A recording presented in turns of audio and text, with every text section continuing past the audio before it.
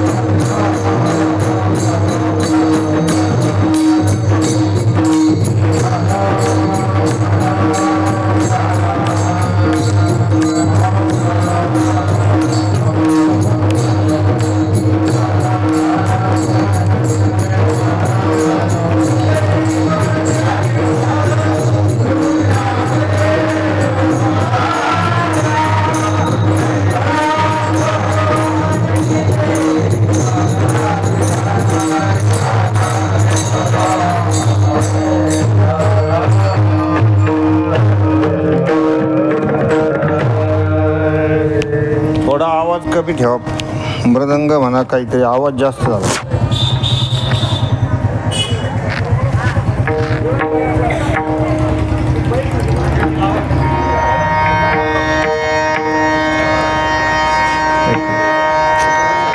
अरे गुंडाळ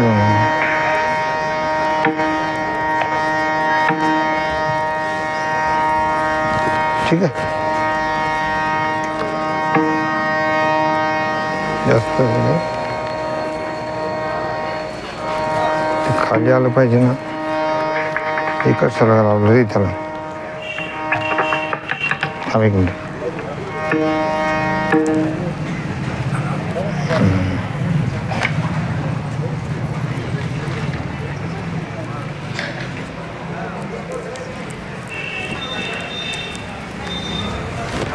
ठीक आहे.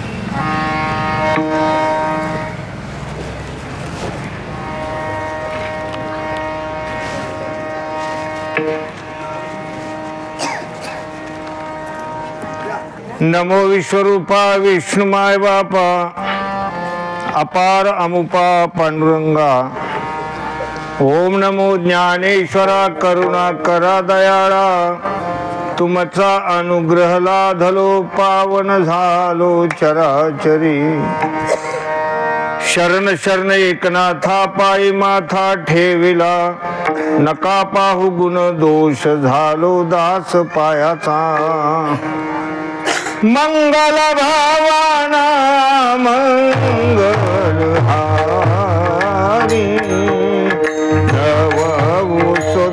दशरथ आजीर बिहारी सिया राममय सब जग जानी करहु प्रणाम जोरी जुग पानी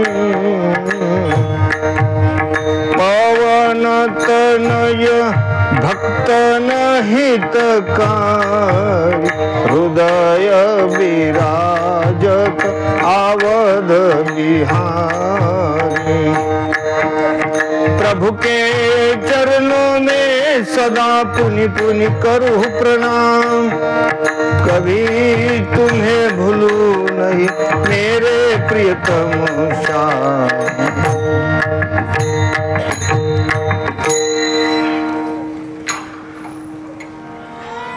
काया वाचा मने झाला विष्णुदास काम क्रोध त्यास बाधितिना विश्वासितो करी स्वामीवरी सत्ता सकळ भोगिता होय त्याचे।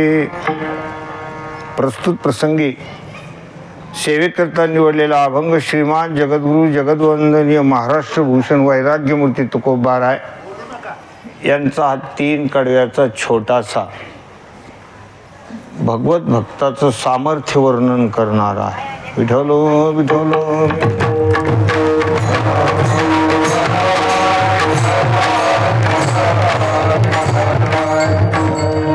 बळीयाचे अंकित आम्ही झालो बळीवंत।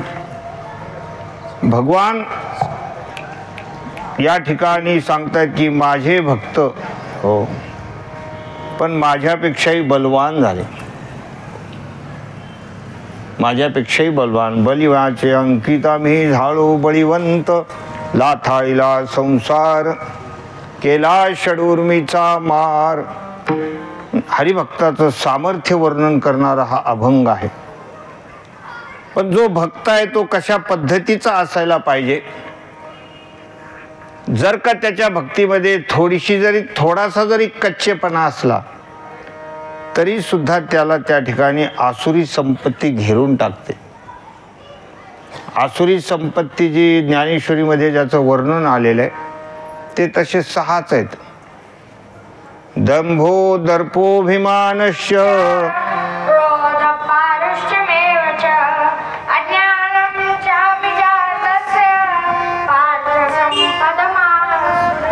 हो असे आसुरी संपत्ती तसे 6 जण आहेत आणि दैव संपत्तीचे जे 26 आहेत 26 आहेत। अहिंसा सत्यम क्रोधस्त्याग शांतिरपैशुनम दया भूतेषु लोलुप्तम मार्दोम ह्रीर चापलम तेजक्षमा धृती शौच मद्रोहो नातिमानिता संपन्न दैवी। आणि ते अभयम सत्व संशुद्धीपासून आहे, ते पहिल्या श्लोकापासून।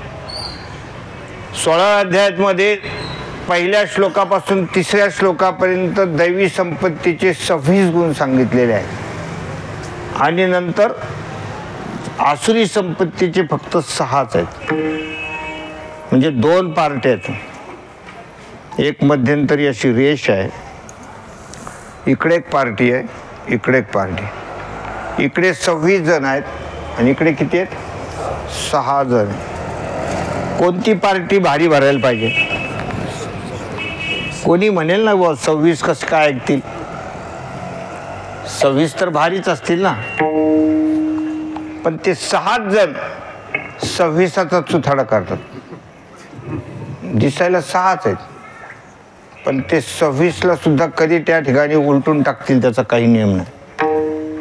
म्हणून सावधान राहून परमार्थ मार्ग आपण क्रमण करायला पाहिजे। पारमार्थिकाने सावधान असून आपलं जीवन जगलं पाहिजे, कारण हे आसुरी संपत्ती ही काही दुसरीकडे नाही, हे ते दैवी सर्व संपत्ती आसुरी संपत्ती आपल्याच शरीरामध्ये वास करणारी आहे। जवळजवळ ते काही फार लांब नाही। तुम्हाला वाटेल एखाद्या कॉलनीचं अंतर आहे का काय, एक दत्तनगरमध्ये एक गजानन कॉलनीत, असं काही नाही, इथेच त्यांचा वास आहे। पण त्या दैवी संपत्तीचा नाश करणारे हे 6 जण आहेत जो काया वाचा मनानं भगवंताची भक्ती करील त्याला मात्र याची बाधा होत नाही. विठ्ठल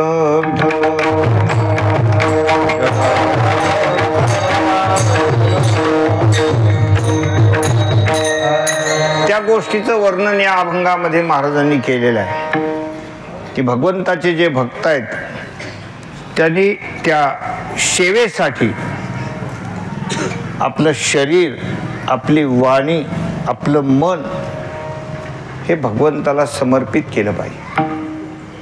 तोच खऱ्या अर्थानं विष्णुदास आहे.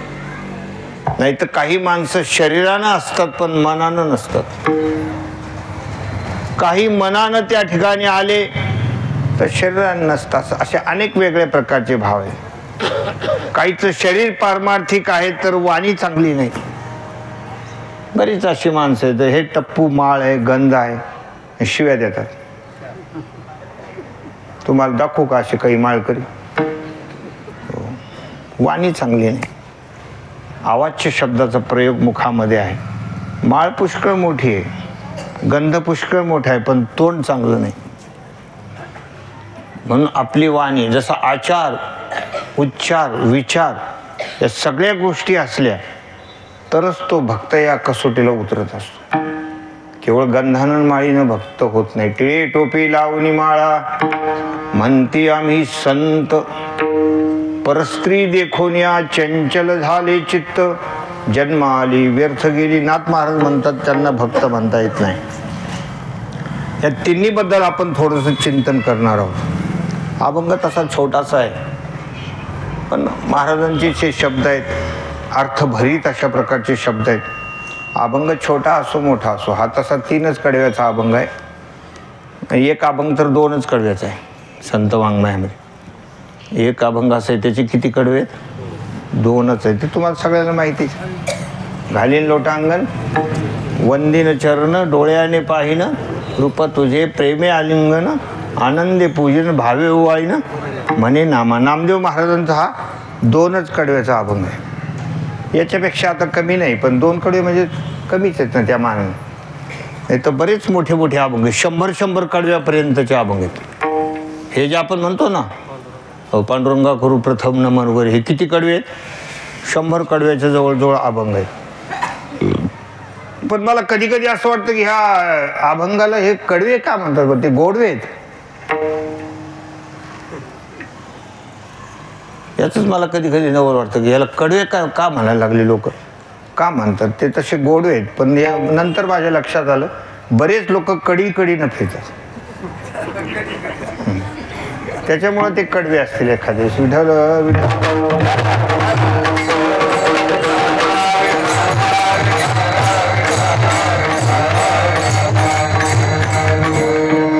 पहिली गोष्ट अशी आहे की भगवत सेवेमध्ये आपलं शरीर असलं पाहिजे.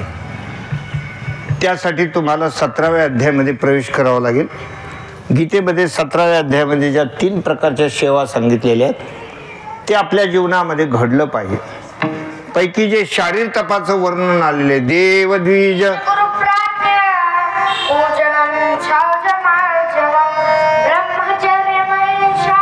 पेटी नको. काय झालं ते पेटीचं काही गरज नाही, कारण हे 2 जण चांगले ते. आमचे आप्पा काय आमचे हे राहुल भाऊ 2घही जण चांगले आहेत. पुन्हा आमचे परम मित्र घुगे महाराज इथे आहेत. आमचे खूप प्रेमाचे घुगे महाराज माझ्या लग्नात मंगलाष्टक म्हणायला होते. त्यांच्यामुळेच आमचे कधी भांडणं झाले नाही. ते मंगलाष्टक म्हणले म्हणून आतापर्यंत निभलं बरं. हो विठ्ठल विठ्ठल.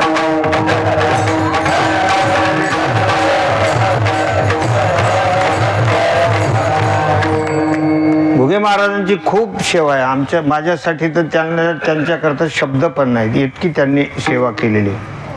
खूप ठिकाणी आलेले आहेत, किती गावाला आलेले आहेत, किती ठिकाणी रात्री बेरात्री जागरण वगैरे. कधी कधी आम्ही दिवस उगेपर्यंत भजन करायचो. आमच्या हरिभक्तपर्यंत वैजनाथ महाराज तिडके होते तर ते दिवस उगेपर्यंत भजन करायचे. पण यांना हलू देत नव्हते. इतकं तिकडं हलायचं नाही, कारण त्यांना यांच्या हाताचा खूप गोडवा आवडत होता. तर अशा प्रकारची त्यांची सेवा आहे. असो, आपला जो प्रतिपाद्य विषय आहे की देव द्विज कृप प्राज्ञ पूजनम शौच मार्जवम ब्रह्मचर्य महिंसाच शारीरम तप उच्यते. आपण भगवंताला काया समर्पित करायची म्हणजे काय करायचं नेमकं, तर आपण देवाचं पूजन करायचं. देव म्हणजे कोण? देव म्हणजे ज्या भगवंतानं सगुण रूप धारण केलेलं, त्याच्यामध्ये भगवान विष्णू आहे, महादेव आहेत, हे देव आहेत. ब्रह्मा विष्णू महेश हे जे आहेत. म्हणून तर इथे जो उत्सव चालू आहे तो भगवान दत्तात्रयांच्या या सुंदर अशा कालावधीमध्ये उत्सव आहे. हे थोडंसं वर घ्यायचं का माईक? आता येतो का?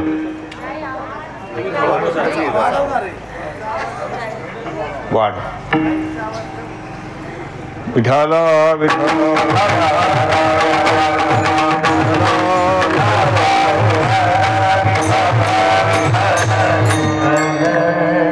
देवाची भक्ती करायची म्हणजे नेमकं काय? पहिली गोष्ट तर कुठलं तरी आपलं एक आराध्य दैवत जे आहे त्याच्यावर नितांत निष्ठा ठेवायची. राम काय, कृष्ण काय, हरी काय, विठ्ठल काय, गोविंद काय, एकच नाव आहे. तुम्हाला जर प्रभू रामचंद्राचा विग्रह जास्त त्याच्यावर लवकर प्रेम जडत असेल तर राम भक्ती करा. कृष्ण भगवंताच्या विग्रहावर जर प्रेम जडत असेल तर कृष्ण भक्ती करा. त्याच्यामध्ये कुठल्याही प्रकारचा फरक नाही. राम म्हटलं काय आणि कृष्ण म्हटलं काय. जसं एखाद्या माणसाला 2-3 नाव असतात. एखाद्या गावामध्ये त्याला भाऊराव म्हणून ओळखतात, कोणी त्याला भाऊसाहेब म्हणून ओळखतात. त्याच्या बायकोला माहिती असतं की कोणत्या गावात यांना कोणत्या नावाने ओळखतात, म्हणून ती उखाण्यामध्ये तिथं ते नाव घालते. त्याच्यात काही बदल आहे का सांगा बरं? तिला माहिती आहे इथं भाऊसाहेब म्हणून यांना ओळखतात, म्हणून ती म्हणते त्या उखाण्यामध्ये, हो, life is drama and marriage is part, Bhausaheb is my dear heart, असं ती म्हणते ना. हो, तर हे जे आहे ते त्या ठिकाणी ज्या ठिकाणी जसं असेल त्याच्यात काही व्यभिचार थोडंच आहे. वेगवेगळी नावं घेतली ती वेगवेगळ्या नावानं ते ओळखल्या जातात. तसंच आहे. कृष्ण म्हणा, राम म्हणा, गोविंद म्हणा, हरी म्हणा, विठ्ठल म्हणा, माधव म्हणा, एकच आहे ते. म्हणून अज्ञान माणसाचं गेलं पाहिजे. अज्ञानामध्ये फजितीच असते. कधीच बाजारात न जाणारा माणूस आणि त्या बायकोला जरा काम पडलं तर नवऱ्याला सांगितलं, म्हणजे तुम्हाला आज हे 10-10 रुपयाचे 2 ठोकळे घेऊन जा, एक 10 रुपयाची मेथीची भाजी आणा आणि एक 10 रुपयाचा एक चिवड्याचं पाकिट आणा. म्हणून लेकराला चिवड्याचं पाकिट आणा. बरं म्हणा. गेला तिथं, भाजीची गाडी उभी होती, म्हणजे गड्डी केवढ्याला? म्हणजे 10 रुपयाला. मग ठीक आहे म्हणले, काही बरोबर सांगितलं. म्हणजे बायकोनी 10 रुपयाची मेथी आहे, दे. तो देऊ लागला तर तेवढ्यात तो म्हणला, थांब थोडा, मी एक गोष्ट विचारायचं राहिलो. म्हणले की कोणत्या 10 रुपयाची मेथी आणू आणि कोणत्या 10 रुपयाचा चिवडा आणायचा? आता मला सांगा, कोणताही खर्च केला तर काही फरक आहे का? एकच आहे ना. कुठलाही खर्च केला तर काय फरक आहे? तसं तुमचं प्रेम कोणत्या विग्रहावर आहे? काही कृष्ण भक्तीमध्ये रंगलेले लोक आहेत, काही राम भक्ती, अयोध्येकडे राम भक्ती करणारे जास्त आहेत, मथुरेकडे वृंदावनामध्ये काय आहे? कृष्ण कृष्ण जय, कृष्ण कृष्ण जय. अशा प्रकारे ते त्या ठिकाणी भक्ती करतात. म्हणून आपल्या आवडत्या विग्रहाची भक्ती करावी. कोणी विठ्ठल भक्त आहेत, तुकोबाराय म्हणतात, विठ्ठल आमुचे जीवन, आगम निगमाचे स्थान, विठ्ठल सिद्धीचे साधन, विठ्ठल ध्यान विसावा. अशा प्रकारची त्यांची विठ्ठल भक्ती. बोलावा विठ्ठल,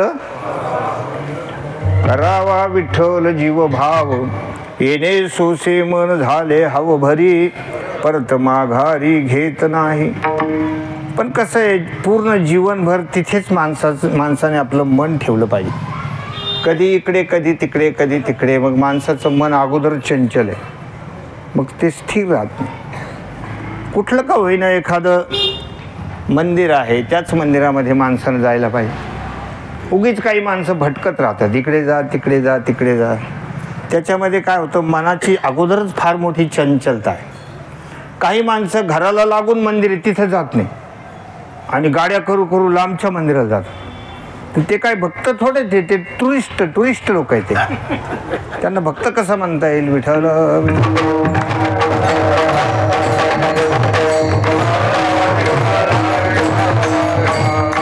जवळच आहे, तिथंच आपण ती सेवा करायला पाहिजे आणि निष्ठेनं सेवा करायला पाहिजे. मग अशा प्रकारची हे देव नावाची जी गोष्ट आहे ती अशी सेवा करावी. देवामध्ये आपण त्या ठिकाणी गणेशालाही तेवढाच आदर द्यावा. मग आपण म्हणतो ना, वक्रतुंड महाकाय सूर्यकोटी समप्रभ निर्विघ्नं कुरु मे देव सर्व कार्येषु सर्वदा. गणपतीची भक्ती का करायची? कारण आपल्याकडे जेवढे काही शास्त्र आहेत, जेवढे काही पुराण आहेत, वेद असेल, पुराण असेल, हे सगळं गणपतीनं लिहिलेलं आहे. व्यास फक्त सांगत होते. व्यासांचे आहेत ग्रंथ सगळे, पण लिखाण कोणी केलं? गणरायानं लिखाण केलेलं आहे.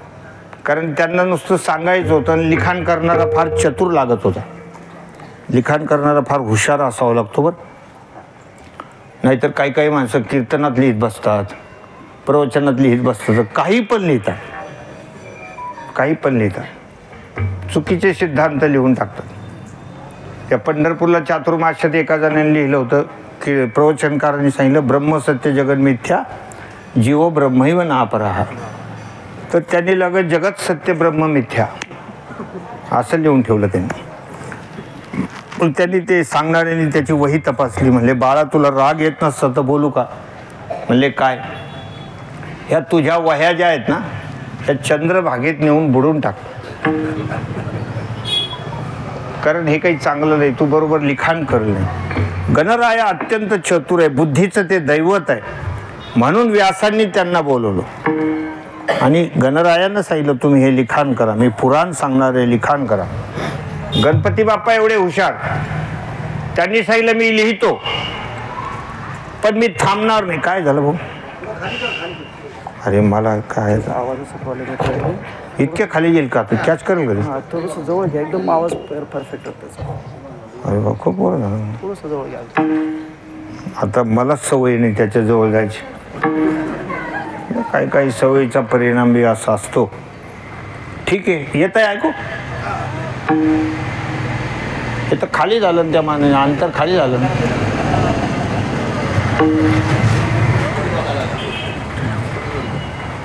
थोडस तरी वर पाहिजे. असं हां असं.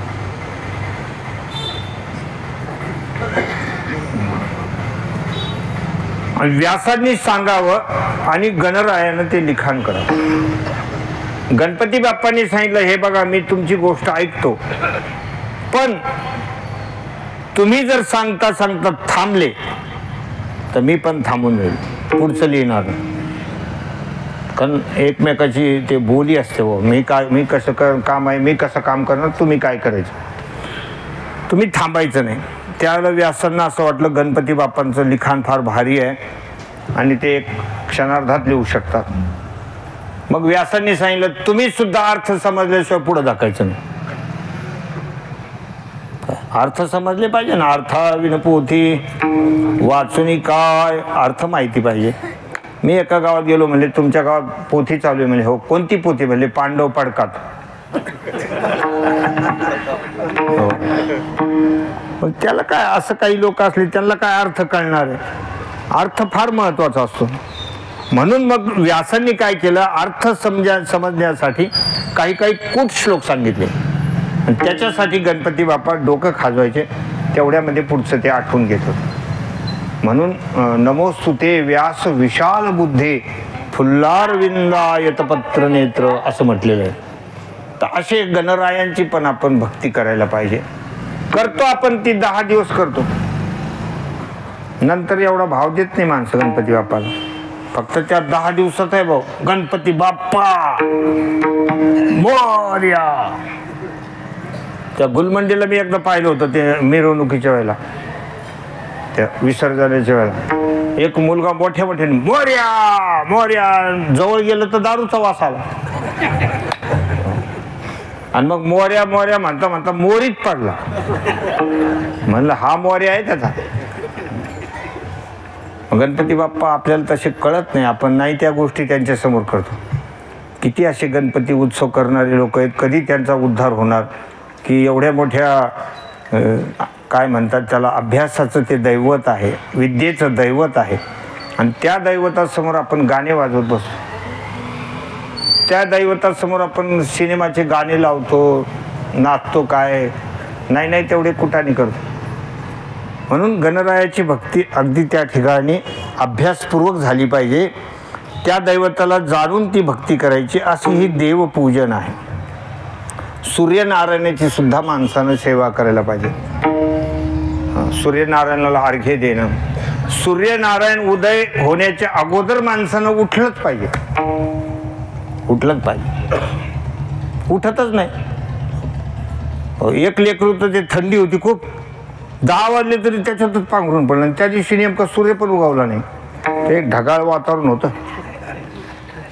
आईनं सांगितलं म्हणे, अरे बाळा आज तर सूर्य पण दिसत नाही, तो पण उगवला नाही. म्हणले तो तरी कुठपर्यंत ते कटाळलं. म्हणे त्याची मम्मी म्हणली झोप, कशाला विनाकारण झक्का मारतो, लोक पडलेले आहेत, लोक उठत नाही, तो एकट्यानं काय बुत्त घेतलं का, अशी त्याची मम्मी म्हणली. हा म्हणायला लागला. त्याच्यामुळे सूर्यनारायण सुद्धा आज पांघरून घेऊन झोपलेला आहे. म्हणा सूर्यनारायणाची शक्ती फार अगाध अशा प्रकारचे, तो परमात्माच आहे, त्याला सूर्यनारायण म्हटलेलं आहे. त्याचा आपण अर्घ्य द्यावं. अगदी कोवळं जे ऊन आहे, कोवळे सूर्यनारायण जे आहेत, ते जर आपण त्या ठिकाणी सारखं त्याच्याकडे 5 मिनिटं बघितलं तर मोतीबिंदूचे वगैरे त्रास कमी होतात. सूर्यनारायणाची फार मोठी प्रखर शक्ती आहे, फार शक्ती आहे, अनेक फायदे आहेत त्याच्यामध्ये, अनेक फायदे. म्हणून सूर्यनारायणाचं पूजन आहे, भगवान महादेवाचं पूजन आहे. कारण हरिहरा भेद नाही करू नये वाद, एक एकाचे हृदयी गोडी साखरेच्या ठाई, अशी ही भक्ती आहे. केवळ स्वार्थापोटी महादेवाला पाणी घालणं बरोबर नाही. आमचं अमुक काम करा, आमचं तमुक काम करा. अरे तो महादेव आहे, सब देवन का बाबा, त्याला सगळ्या गोष्टी कळतात. तुमच्या अंतर्यामी काय हे सगळं कळतं, तो अंतर्यामी परमात्मा आहे. म्हणून हे देव, हे शारीर तप आहे, हे काया समर्पित करणं आहे. देव द्विज म्हणजे ब्राह्मण, ब्राह्मणाची आपण सेवा करायला पाहिजे. कारण वर्णा माझी छत्र चामर, स्वर्ग जयाचे अग्रहार, मंत्रविद्येशी माहेर ब्राह्मणाचे. ब्राह्मणाचे आपल्यावर खूप उपकार आहे, कारण त्यांनी वेदाला जिवंत ठेवलेलं आहे. वेदाचे उच्चार सुद्धा आपल्याला करता येणार नाही. ते जे श्लोक आहेत ना फार कठीण आहे, त्याचे स्वर असतात, ते त्या त्या पद्धतीनं उच्चारले गेले पाहिजे. आणि त्यांनी तो वेद जिवंत ठेवलेला आहे. ऋग्वेद काय, यजुर्वेद काय, सामवेद काय. कारण हे वेदाचीच आपली ही प्रणाली आहे. वेद मार्गे मुनी गेले, त्याची मार्गे चालिलो. म्हणून ब्राह्मणाचं पूजन करायला पाहिजे, त्यांचंही पूजन करावं. ही आपली भगवंताची सेवा आहे. ब्राह्मणाची सेवा केली म्हणजे ती परमात्म्याची सेवा आहे. देव द्विज गुरु, आपण ज्यांना गुरु केलेलं आहे त्यांना सुद्धा परमात्मा समजून त्यांचं पूजन करावं, पूजन करावं. नाही तर उगीच आपलं करायचं म्हणून करायचं. सांगा आम्ही गुरु केले, आम्ही गुरु केले. काय घेतलं तुम्ही गुरुकडून? काही नाही, फक्त आपलं गुरु पौर्णिमेला जातो आणि पाय पडतो, बस. तेवढं थोडं गुरुचं महत्त्व आहे. सद्गुरूंच्या शब्दाप्रमाणे आपलं वर्तन आहे का? कारण गुरु हे आपले त्या ठिकाणी तारून नेणारी नाव आहे, भवसमुद्रातून तारून नेणारी ती नाव आहे. म्हणून गुरुची भक्ती. देव द्विज गुरु प्राज्ञ, जे एखादे कोणी विद्वान असतील, मग तो कोणत्याही जातीचा असू द्या, अधिकार संपन्न आहे, भक्त आहे, त्यांचं पूजन केलं पाहिजे. अशा प्रकारे याला सुद्धा देवाचीच भक्ती म्हणतात. त्या अंतर्गत माऊलीनं सांगितलं आई बाप. माऊलीची ओवी आहे त्या श्लोकात. सकल तीर्थाचे धुरे, जे का माता पितरे, तया सेवेशी आदरे लोन कीजे, शरीरे लोन कीजे. आई वडील सुद्धा देव आहे. म्हणून तर मातृदेवो भव, पितृदेवो भव. लेकरांना आईची सेवा करावी, वडिलांची सेवा करावी. नित्य सकाळी स्नान झाल्यानंतर आईचं दर्शन घेतलं पाहिजे. ते असं वरबडल्यावानी नाही बरं, दर्शन घ्यायची पद्धत आजकाल तसं नाही. त्यांच्या पायावर आपलं मस्तक टेकलं पाहिजे, याचा आणि त्या चरणाचा स्पर्श झाला पाहिजे. असं नमस्कार करायला पाहिजे. लोक गाडीवर सुद्धा उतरत नाही, पायात खेटरत असेच आणि मारुतीरायाच्या मंदिरात जाऊन गाडी चालली.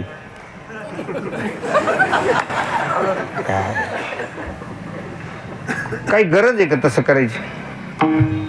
काही तसं करायची गरज आहे का? आडलंय का त्याच्यावरून? खाली उतरायचं, व्यवस्थित पाया पडायचं. काही लोकांना काही गोष्टी कळतच नाही, सांगावं तरी कुठपर्यंत आपण.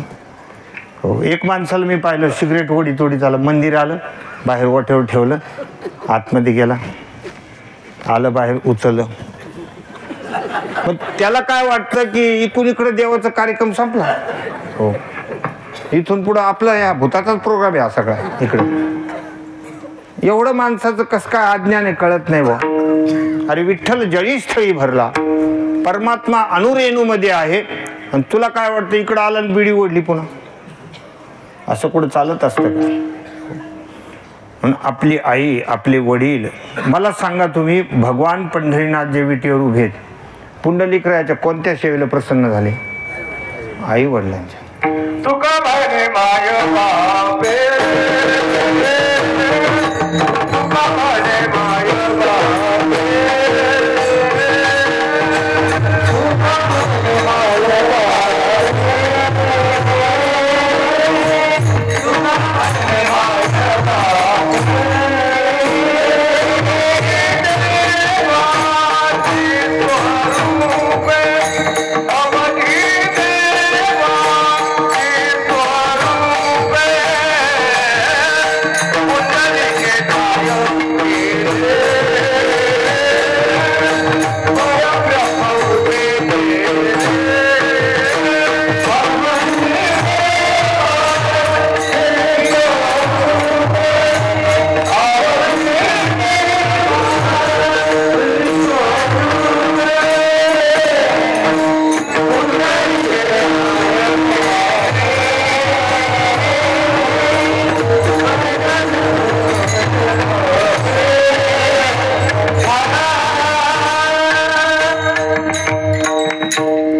तुका म्हणे माय बापे अवघी देवाची स्वरूपे. आपली आई, आपले वडील हे प्रत्यक्ष परमात्मा आहे. एवढा शुद्ध भाव ठेवून त्यांचं नित्यानं दर्शन घेतलं पाहिजे. प्रभू रामचंद्र सुद्धा रोज दर्शन घेत होते. प्रात समय उठी के रघुनाथा, मात पिता गुरुनावई माथा. प्रत्यक्ष भगवान रामचंद्र प्रभू सुद्धा आईचं, वडिलांचं दर्शन घेत होते. म्हणून आई वडील सुद्धा हे त्यांचं पूजन करा, ते सुद्धा देवच आहे. पूजनम शौचम आर्जवम. शौच म्हणजे शुद्धता ठेवा, ही भगवंताची सेवा आहे. आपल्या खानपानाची शुद्धता पाहिजे, राहण्याची शुद्धता पाहिजे, वस्त्र शुद्ध असले पाहिजे, धूत वस्त्र घातले पाहिजे. हे सगळं आहे महाराज. धूत वस्त्र घातले पाहिजे. किती किती वर्ष, दिवसाभर आपण किती दिवस घालत असतो ते.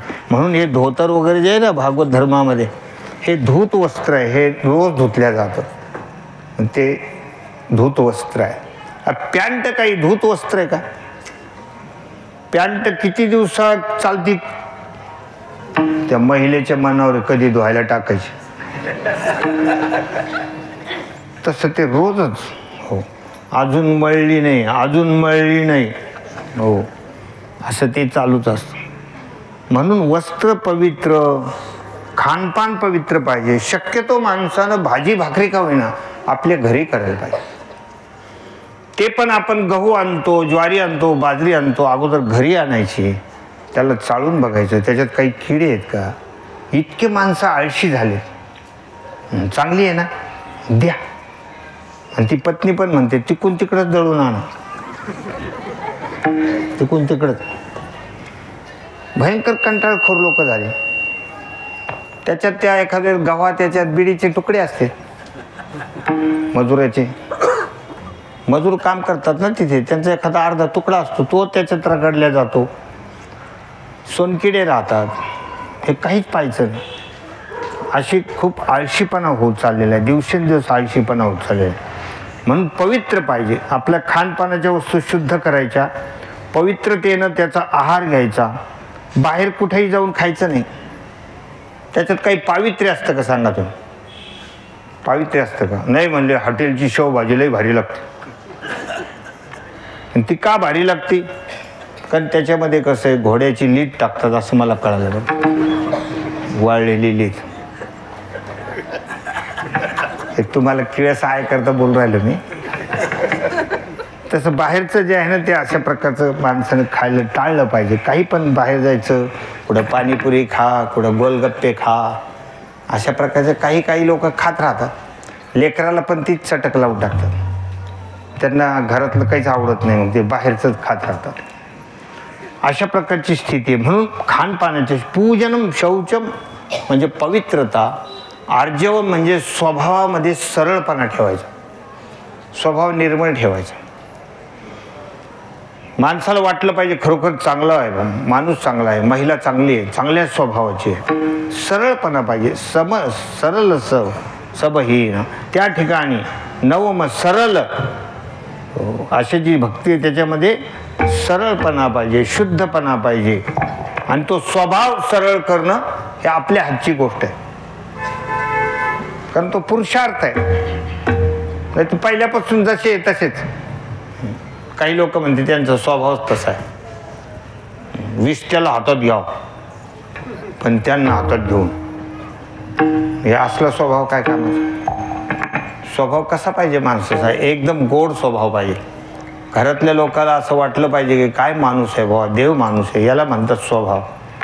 स्वभाव चांगला असला तर कुटुंबामध्ये आनंद निर्माण होतो.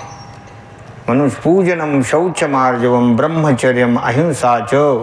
ब्रह्मचर्य म्हणजे केवळ पत्नी न करणं एवढं नाही, तर एक पत्नी व्रत पालन करून जो त्या ठिकाणी शास्त्राप्रमाणे वर्तन करत असेल तो सुद्धा ब्रह्मचार्यासारखाच आहे. कुठल्याही प्रकारची कायिक वाचिक अशी हिंसा न करणं, या अंगानं भगवंताला हे शरीर समर्पित करणं, याला कायिक सेवा म्हणतात. आता वाचिक सेवेबद्दल आपण बोलतो. अनुद्वेगकरम वाक्यम सत्यम प्रेतंच स्वाध्याय दर्शनम चैव वाङ्मयं तप उच्यते. आता वाचिक भगवंताची सेवा आहे. वाणी कशी पाहिजे? अनुद्वेगकरम वाक्यम. कुणालाही उद्वेग होईल, कुणालाही त्रास होईल अशा प्रकारचे शब्द मुखातून काढायचे नाही. नेहमी माणसानं गोड बोलायला पाहिजे, गोड बोलायला पाहिजे. एखादी घरामध्ये एखादी गोष्ट आपल्या मनासारखी घडते न घडते, तो संसार आहे. संसारामध्ये सगळ्या गोष्टी मनासारख्या मिळत नसतात. आपल्याला जसं काही माणसाला म्हणते आज मनासारखी चहाच नाही झाली की लगेच रुसून बसायचं. आज मनासारखी भाजीच नाही झाली तर बसलेच रुसून. आणि काही तर त्या अन्नावर सुद्धा राग काढतात, जेवतच नाही. काही काटे एवढे मी बेकार पाहिले, जेवतच नाही. मला एका पोराने सांगितलं, म्हणले मी आज जेवणावर राग काढला, जेवलो नाही, पण त्यांनी आज पनीरची भाजी केली राव घरी. ज्या दिवशी मी राग काढतो ना त्या दिवशी ते चांगली भाजी करतात. तर अशा प्रकारची हे मुलं आहेत. या ठिकाणी आपला जो स्वभाव आहे तो फार छान ठेवायला पाहिजे. कुणालाही वाईट वाटेल अशा प्रकारचं बोलायचं नाही. अनुद्वेगकरम वाक्यम सत्यम प्रियम. सत्य बोलायचं शिकायचं. खरे बोले तरी फुकासाठी जोडे हरी. सवय लावून घ्यायची मुलांनी. कधीच खोटं बोलायचं नाही, कधीच खोटं बोलायचं नाही. म्हणजे बघा तुम्ही पुढं काय त्याचा प्रभाव पडतो त्या सत्याचा. त्याचं आगळं वेगळं तेज असतं. पण आई वडील लेकराला खोटं बोलायला शिकवतात. तिथं असं कशाला बोलला, तिथं असं बोलायला पाहिजे होतं. नाही तर लहान लेकरं फार सत्य बोलतात. त्यांचं फार अंतःकरण पवित्र असतं. मी एकदा कुठेतरी गेलो होतो जेवायला, तर दुधावरची साय वाढली जेवायला. मी म्हणलं हे महिलांचा तर याच्यावर खूप जीव असतो, मला कसं काय साई वाढली?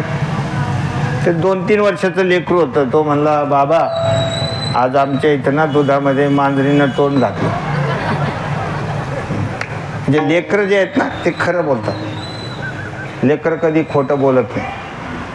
आपण त्यांना शिकवतो, ते आले ना त्यांना सांग मी घरी नाही म्हणून, असं सांग. मग ते विचारतो अहो साहेब कुठे आहेत? म्हणले ते म्हणले की त्यांना सांग मी घरी नाही म्हणून. लेकर खरे बोलतात म्हणून सत्यम ब्रूयात. हो, सत्यम प्रिय प्रिय बोलायचं, हितकारक बोलायचं. स्वाध्याय भेसनम चैव म्हणजे स्वाध्याय करायचा. नित्यानं आपण हरिपाठ घेतला पाहिजे. घरामध्ये नामस्मरणाचं वळण पाहिजे. हरिपाठ घ्या, विष्णू सहस्त्रनाम घ्या, हनुमान चालिसा घ्या, नाहीतर नामस्मरण तरी करा. स्वाध्याय फार महत्त्वाचा आहे महाराज. लेकरांना आपण छोट्या छोट्या गोष्टी शिकवल्या पाहिजे. स्वाध्यायाभ्यसनम चैव, एकतर ह्या गोष्टी करायच्या. हे काय आहे? ही वाणी भगवंताला समर्पित करणं आहे. आता मनप्रसाद सौम्यत्वम मौनमात्मविनिग्रह. भावस्वर शुद्धिरित्या येतात तपोमानस समुच्चते. आता मनप्रसाद सौम्यत्वम. मनप्रसाद म्हणजे मनाची प्रसन्नता. माणसानं कधी खुश राहिलं पाहिजे, हसत राहिलं पाहिजे. अरे आपल्यापेक्षा राक्षस चांगले. तुम्ही पाहिलं का कधी कोणत्याही याच्यात बघा तुम्ही मालिकेत वगैरे, जिथं राक्षसाचं काम आहे ते हसत राहतात. कोणतीही गोष्ट हा हा हा हा करतात की नाही. राक्षस असतात आणि आपल्याला काय झालं नाही हसायला. भले आपले कसतरी तोंड करून बसायचं. मनाची प्रसन्नता पाहिजे. माणसानं हसलं पाहिजे, प्रसन्न राहिलं पाहिजे. कोणत्याही गोष्टीला हसलं पाहिजे. और एवढी ते घालून जाळ लावतो तरी कुकर शिट्ट्या मारतो. बघा ना तुम्ही, त्याला किती खुशी आहे. तो खुशाल शिट्ट्या मारत राहतो कुकर. म्हणून आपल्याला तर काहीच चटके नाही तरी आपण कसं काय तोंड करतो.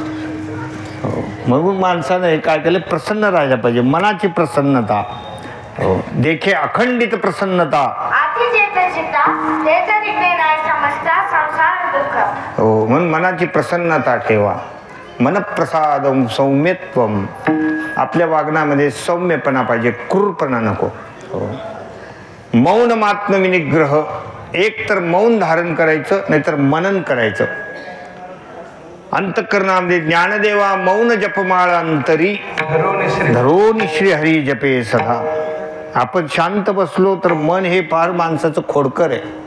अनेक संकल्प विकल्प करत असतं.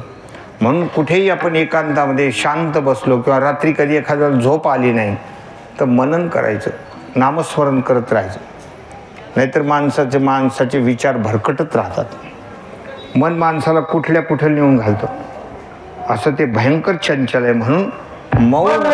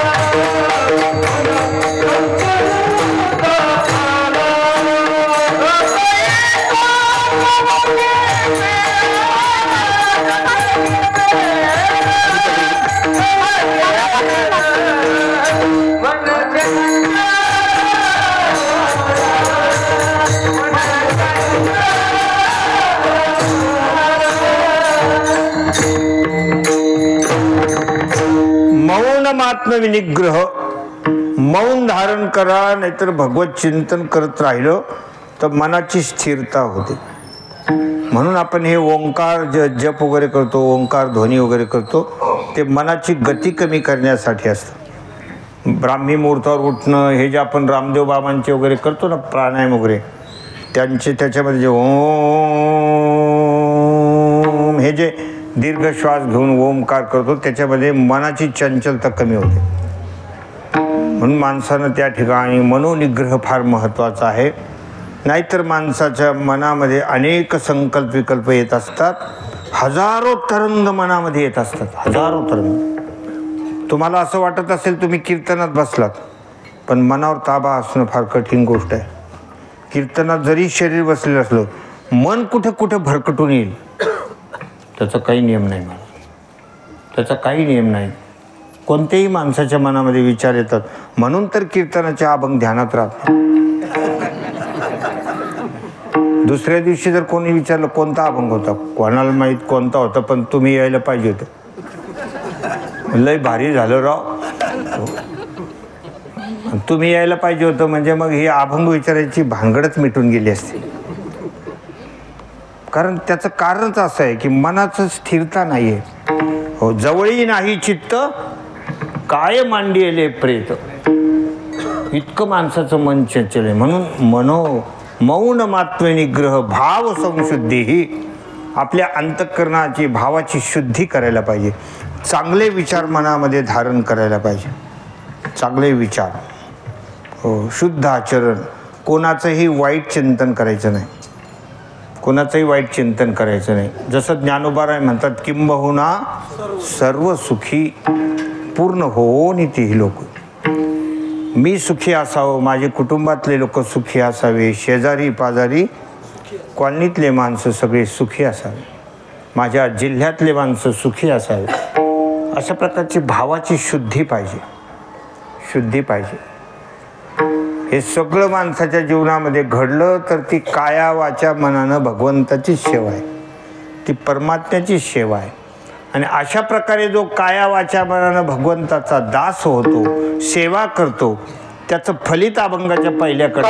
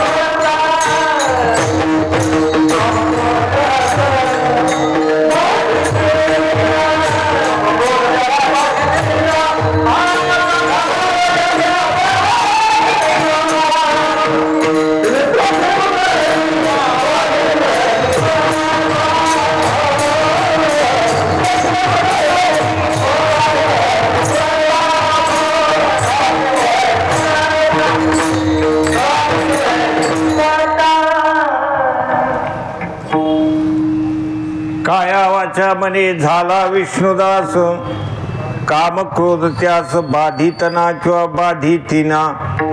काय आहे, अभंगाचे काही पाठ भेद आहे. आमच्याकडे ते बाधितीना तो पाठ मला चांगला वाटतो. मोबाईलमध्ये बाधितना आहे. आता मोबाईलमध्ये सगळे गाठे आहेत. हो, त्याच्यात सगळ्याचेच गाठे आहेत, एक गाथा नाही त्याच्यात. हो, काय ते मोबाईल महाराज कठीणच गोष्ट आहे. आणि एवढ्या त्या मोबाईलवर लोक आता हे झाले, एकरूप झालेले आहेत. एखाद्याला जर मोबाईल बिघडला ना, 1-2 दिवस जर दुरुस्तीला दिला तर असं वाटतं की एखादा पाहुणा ICU मध्ये काय, इतकं माणसाला दुःख होत.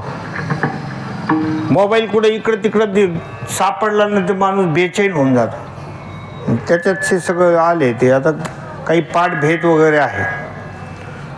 पण काया वाचा मने झाला विष्णुदास. काया, वाणी आणि मन हे तिन्ही ज्याने भगवंताला समर्पित केलेले. आता विष्णुदास या शब्दाचा अर्थ एवढा संकुचित नाही की केवळ तो त्या ठिकाणी विष्णू नावाच्या विग्रहाचा तो दास आहे, भगवान विष्णूची भक्ती करतो, एवढा त्याचा अर्थ नाही. तर विष्णुमय जग वैष्णवांचा धर्म, हे संपूर्ण जगत विष्णुमय आहे. याच्यामध्ये विष्णूशिवाय दुसरी वस्तूच नाही, वस्तूच नाही. तुम्ही काय, आम्ही काय, हे काय, सगळे काय आहेत, हे विष्णूचेच रूप आहे. भगवानच या सगळ्या अंगानं नटलेला आहे. म्हणून या सर्वांना, याच्यापैकी कोणालाही माझ्यापासून त्रास होता कामा नये, कोणालाही माझ्या वागण्यातून दुःख होता कामा नये. म्हणून हे सगळ्या गोष्टी कसं आहे, म्हणून म्हणतात विष्णुमय जग वैष्णवांचा धर्म भेदाभेद. ऐकाजी तुम्ही भक्त भागवत, कराल ते हित, कोणाही जीवाचा न घडो मत्सर वर्म सर्वेश्वर पूजनाचे. कायेनं वाचेनं मनानं कोणालाही काही कष्ट होता कामा नये, कारण सर्वामध्ये तो माझा विष्णूच आहे. या जगताच्या रूपानं विष्णू नटलेला असल्यामुळं असं त्याचा व्यापक अर्थ लावायचा. देव नटला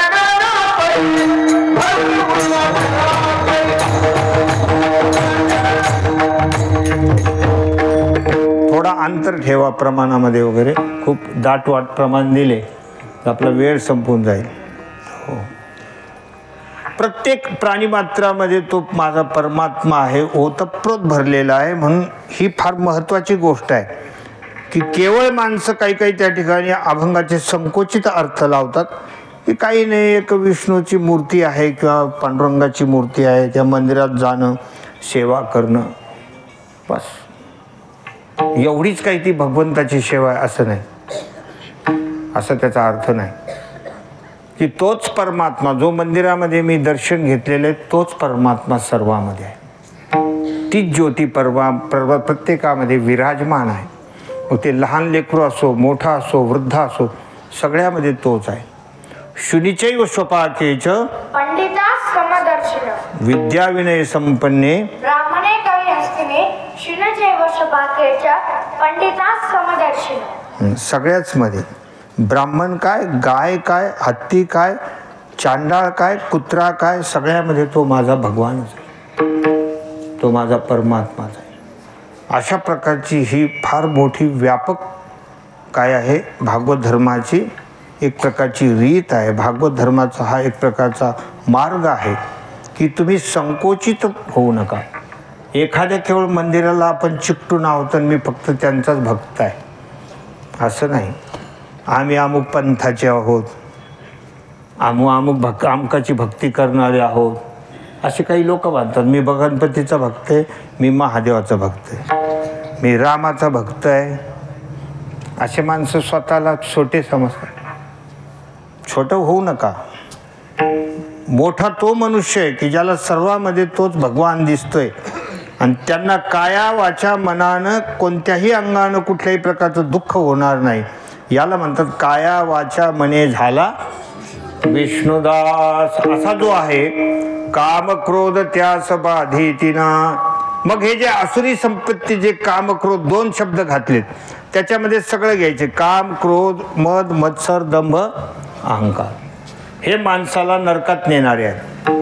काम क्रोध हे नरकात टाकणारे. त्रिविधम नरकस्येदम द्वारं नाशनम् आत्मनः कामक्रोधस्तथा लोभः तस्मादेतत्त्रयं हे काम क्रोध लोभ वगैरे सगळे नरकाचे दरवाजे आहेत. कामानं माणसाचं पतन होतं. जर आपण केवळ शरीर भगवंताला दिलं, वाणी नाही दिली, शरीर वाणी दिलं, मन दिलं नाही तरी असं होतं. व्यासांच्याकडे जैमिनी होते. त्यांनी सर्व दिलं होतं. त्यांना आपल्या सद्गुरूला काया समर्पित केली, कायानं सेवा करायची. वाणीनं कधी त्यांना दुखवलं नाही. पण एकदाच फक्त मनामध्ये त्यांच्याविषयी किंतु आला तरी त्यांच्यावर काम क्रोधाने झडप घातली. एकदाच किंतु आला. व्यासांनी एक श्लोक लिहिला होता. मात्रा स्वस्त्रा दुहित्रा वा न विविक्तासनो भवेत बलवान इंद्रियग्रामो विद्वांस मपि कर्षती. त्या श्लोकाचा अर्थ असा आहे की व्यासांनी असं लिहिलं होतं की तारुण्यामध्ये मनुष्यानं कुठलीही स्त्री असली तर तिच्या एकांतात जास्त राहत जाऊ नये. मग ती आई बहीण जरी असली सुद्धा मात्रा स्वस्त्रा दुहित्रा वा बलवान इंद्रियग्राम बलवान आहे. एखाद्याला माणसाकडून चूक घडू शकते असा त्या श्लोकाचा अर्थ आहे. तर ते जैमिनीला थोडं मनाला खटकलं. बघा तुम्ही शरीर दिलं होतं, वाणी दिली होती, पण काय नाही दिलं, मनात फक्त संशय आला. आणि त्यांनी सांगितलं, म्हणले महाराज सामान्य माणसाचं द्या सोडून हो, पण आपल्यासारख्या विद्वानाला कसं काय असं होईल. तुम्ही काय म्हणता की विद्वांसमपी कर्षती, की जे विद्वान लोक आहेत, तपस्वी लोक आहेत, त्यांना सुद्धा इंद्रिय माणसाला खाली टाकू शकतात. असं कसं शक्य आहे, हे शक्यच नाही. म्हणले मग काय लिहू. म्हणले विद्वांस नापी कर्षती, विद्वाला धोका होत नाही असं लिहा. आता अशा प्रकारे बोलल्यानंतर व्यासाने सांगितलं, बाबा आता श्लोकामध्ये बदल करायचा आहे, एक 10-15 दिवसांनी करू. म्हणजे काही हरकत नाही. आता तुझा जर एवढा कॉन्फिडन्स आहे, तुझा जर मनावर एवढा ताबा आहे, तर करायला काही हरकत नाही. जैमिनीला सांगितलं आणि मग सांगितलं व्यासाने 8-10 दिवसांनी मला थोडं बाहेर जाऊन यायचं. म्हणले एका आश्रमाला मी भेट देऊन येतो. मग ते निघून गेले व्यास महर्षी. आणि एक 2-3 दिवसांनीच व्यासांनी आपल्या योग सामर्थ्यानं एक 16-17 वर्षाच्या तरुणीचं रूप घेतलं. अत्यंत सुंदर अशा प्रकारचं रूप धारण केलं. अंगावर थोडं झिरझिरीत अशा प्रकारचं वस्त्र धारण केलं. थोडासा रिमझिम रिमझिम पाऊस पडत होता आणि शरीराला ते वस्त्र चिकटलेलं होतं. असं रूप सुंदर धारण करून त्या आश्रमाच्या भोवती जवळ थोडंसं स्फुंदून रडू लागले. आणि ते जैमिनीच्या कानावर काय गेला, आवाज गेला. आपल्या आश्रमाजवळ कोण आहे आणि हा तर स्त्रीचा आवाज आहे. बाहेर येऊन पाहिलं तर ते सुंदरता पाहूनच ते नुसतं बघतच राहिले. किती सुंदर मुलगी आहे अशा प्रकारचं एकदम एकटक बघू लागले.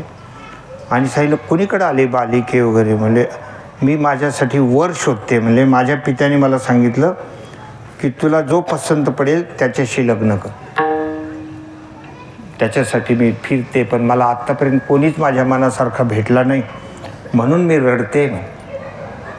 हे काय म्हणले, मग आमच्यासारखा चालन का.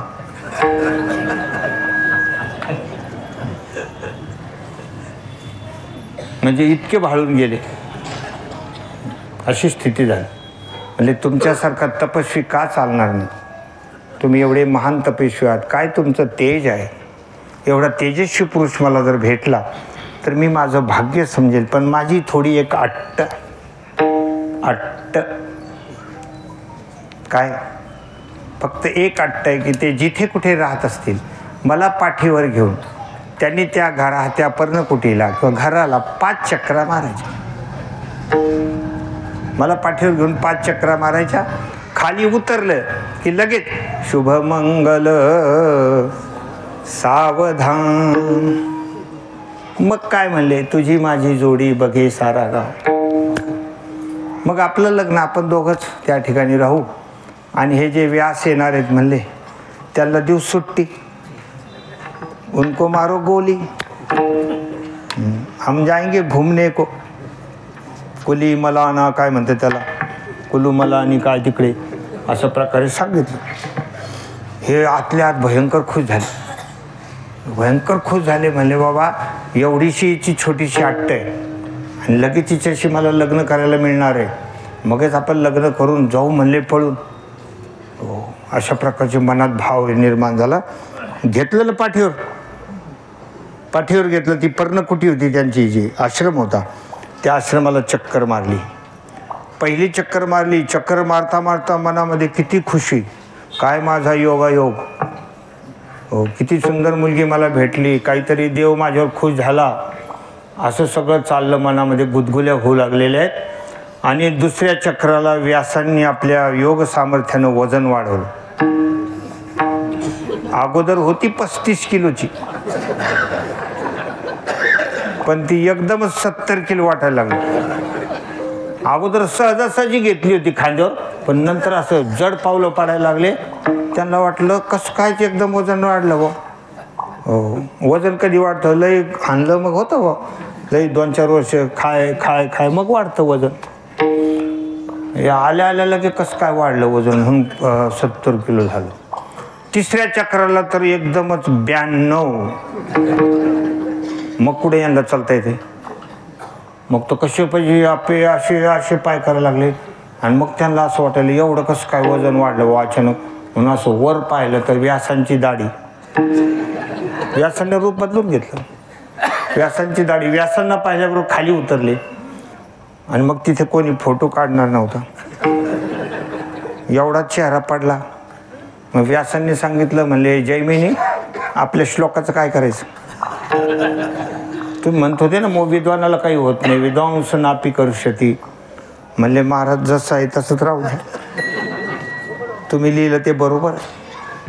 म्हणून केवळ मन दिलं नाही तर कामानं झडप घातली, मन दिलं नाही तर क्रोधाने झडप घालतो. अशा फार कठीण गोष्ट आहे. म्हणून ज्याने काया वाचा मन भगवंताला समर्पित केलेले, काया वाचा चित्तचरणी ठेविले घाण, बाप रखमा देवरू विठ्ठलाची. ज्यांनी सर्वस्व अर्पण केलेले त्यांना काम त्यांच्यावर झडप घालू शकत नाही. जगद्गुरु तुकोबाराने भगवंताला सर्वस्व अर्पण केलं होतं. म्हणून ते ज्या भंडाऱ्या डोंगरावर होते भगवंताचं भजन करताना, तिथे एक स्त्री वाईट बुद्धी घेऊन गेली होती. तिथे एक स्त्री गेली होती आणि मग तुकोबाराला हावभाव कटाक्ष करून तिथे भुलवू लागली. म्हणले महाराज तुमच्यासारखा पुरुष मी बघितला नाही, एवढा तेजस्वी आहे आणि मला असं वाटतं की तुम्ही मला वरावं, माझ्याशी विवाह करावा. तुकोबारायने सगळं भगवंताला समर्पित केलं होतं. म्हणून तुकोबाराय म्हणतात, आम्ही विष्णुदास तैशे न हो, परावी अनारी रखुमाई समान, हे गेले नेमून ठाईचे जाये ओ माये न करी सायास, आम्ही विष्णुदास तैशे न हो. तुका म्हणे तुझं पाहिजे भ्रतार तरी काय, इतर लोक थोडे. त्याचं कारण असं आहे महाराज, ज्यांनी सर्वस्व भगवंताला अर्पण केलं त्यांना कामापासून धोका नाही, त्यांना क्रोधापासून धोका नाही. मत्सर, क्रोध, अहंकार हे जे आहे याच्यापासून धोका नाही. नाहीतर जर का त्या हे आपण अर्पण केलं नाही तर क्रोध उसळी मारील. क्रोधानं माणसाचा नाश होतो, कामानं माणसाचा नाश होतो. काही मद आला माणसाला, अनेक प्रकारचे मद असतात, मत्सर करतात एकमेकाचं. अनेक प्रकारचे अभिमान माणसाच्या ठिकाणी असतात. अभिमानानं धोका निर्माण होतो. अभिमाने घाला घातला आम्हासी. किती प्रकारचे माणसाला अभिमान असतात. त्याच्यात मोठा अभिमान म्हणजे देहाभिमान. या देहाचा खूप माणसाला अभिमान असतो. म्हणून तर एवढे नट्टा फट्टा वगैरे चालू असतो. किती अभिमान असतो.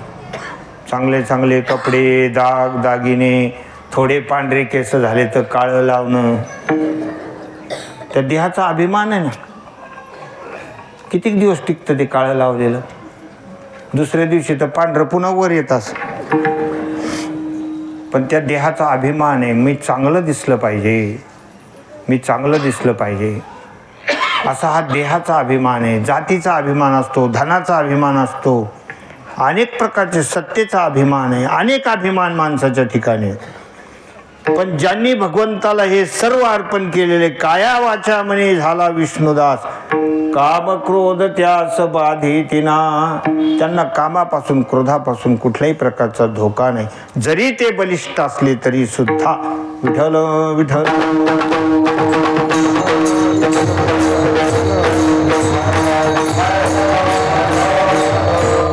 ज्यांनी हे भगवंताला सगळे समर्पित केलेले ते खऱ्या अर्थानं भगवंताचे विश्वासपात्र भक्त आहेत. आणि विश्वासपात्र भक्त असल्यामुळं ते भगवंताच्या सारखेच नाही तर भगवंताचे मालक होऊन जातात. परमात्म्यावर सुद्धा ते सत्ता करू शकतात. एवढं त्यांचं सामर्थ्य वाढून जातं. हे अभंगाच्या दुसऱ्या कडव्यात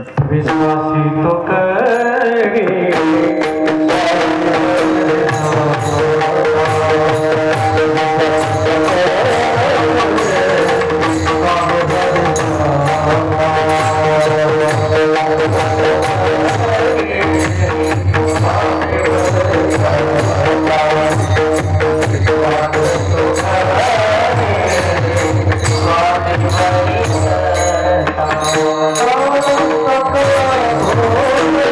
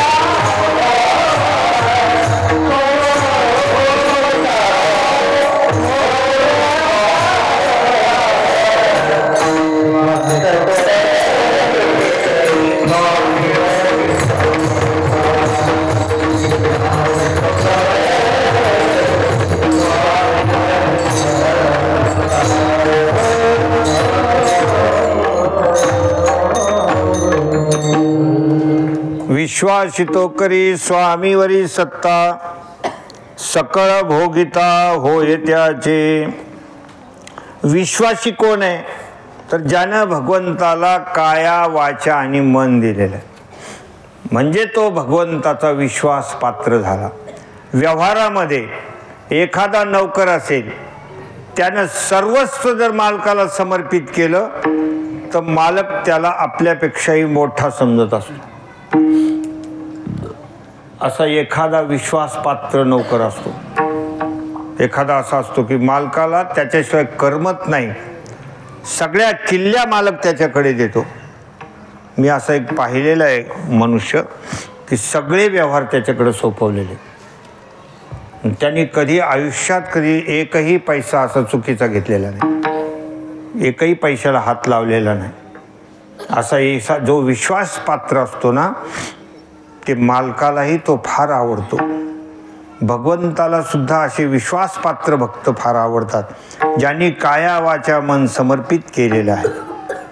त्या रामकथेमध्ये जे आहे ना, अहिरावण महिरावणाने भगवान रामचंद्र प्रभूला लक्ष्मणाला पाताळामध्ये नेलं आणि हनुमंतराय गेले ते शोधासाठी पाताळामध्ये.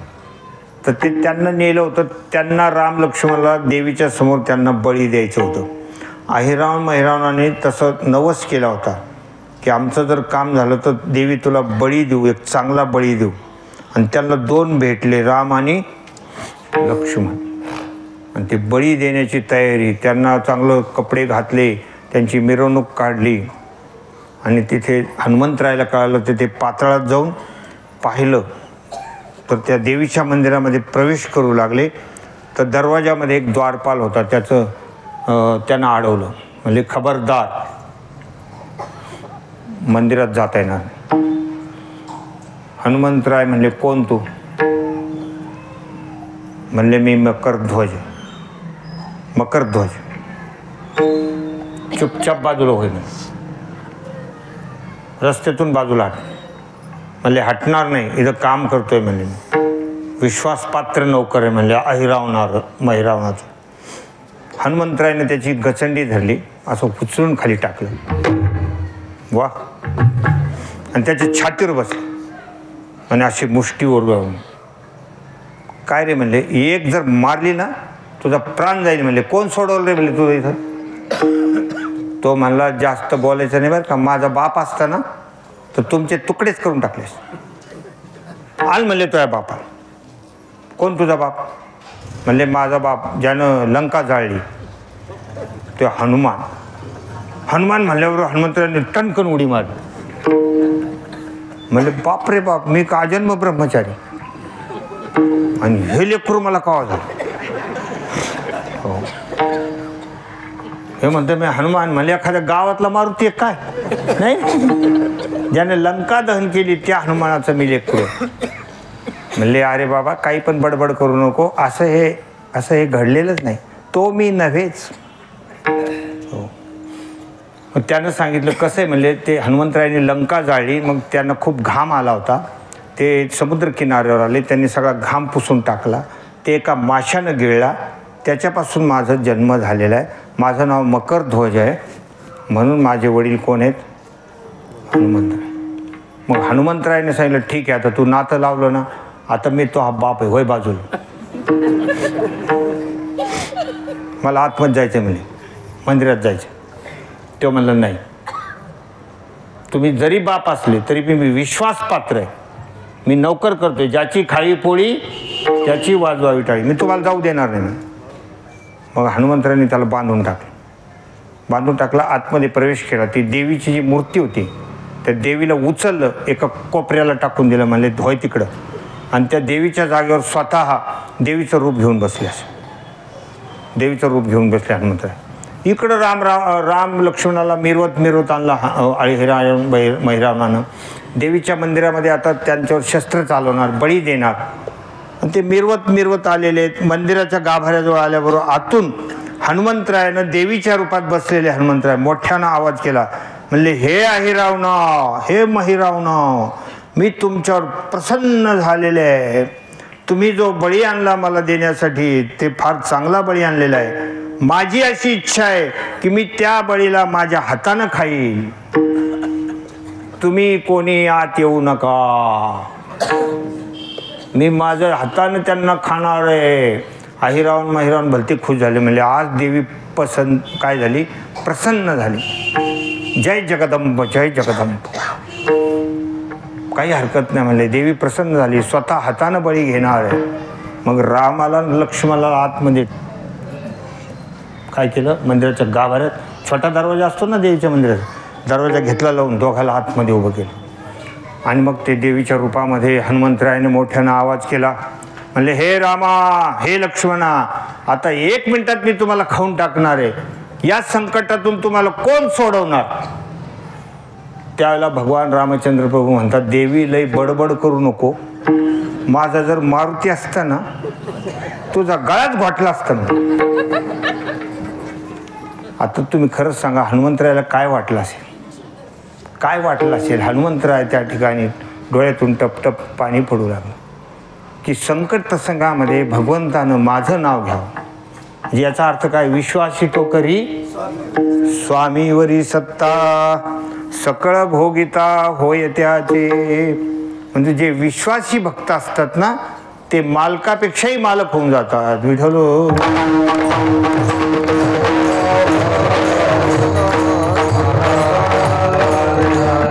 याकरता जगद्गुरु तुकोबाराय मोठ्या तळमळीने सांगतात, तुम्ही विश्वास पात्र भक्त व्हा आणि याच्यासाठी तुमचं जे चित्त आहे ते तुम्ही निर्मळ करा. भगवान तुमच्या हृदयामध्ये अखंड वास करील.